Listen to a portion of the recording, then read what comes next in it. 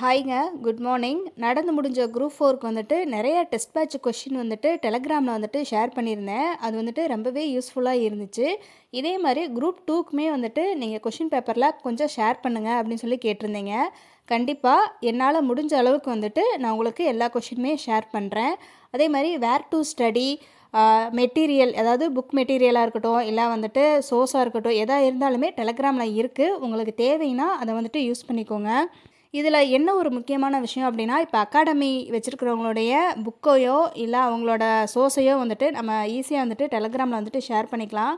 ஆனால் பப்ளிகேஷன் வெளியிடக்கூடிய புக்கை வந்துட்டு நம்மளால் ஷேர் பண்ண முடியாது. ஏன்னா அது வந்து காப்பிரைட் இஷ்யூ ஆகுது. அப்படி உங்களுக்கு வேணும் அப்படின்னா நீங்கள் டைரக்ட் மெசேஜ் பண்ணி டெலகிராமில் இருக்கிறவங்ககிட்டே கேட்டாலுமே அவங்க வந்துட்டு உங்களுக்கு சென்ட் பண்ணுவாங்க. அதை வந்து நீங்கள் யூஸ் பண்ணிக்கோங்க.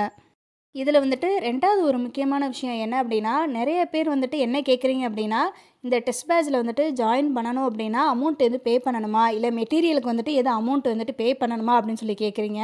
அந்த மாதிரி எந்த ஒரு பேமெண்ட்டுமே கிடையாதுங்க.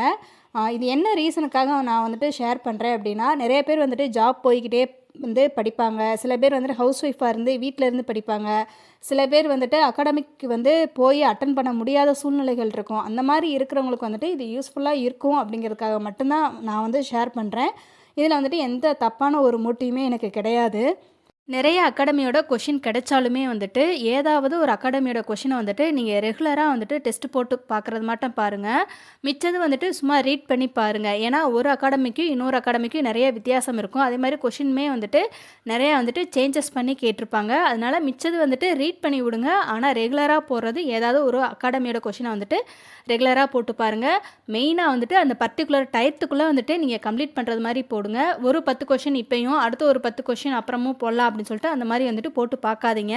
இது வந்துட்டு நீங்கள் டெஸ்ட்டு போடுறதே வேஸ்ட்டு தான். அந்த மாதிரி பண்ணாதீங்க. உங்களுக்கு வேறு ஏதாவது டவுட் இருக்குது அப்படின்னா கீழே வந்துட்டு கமெண்ட் பண்ணுங்கள். Okay, thank you.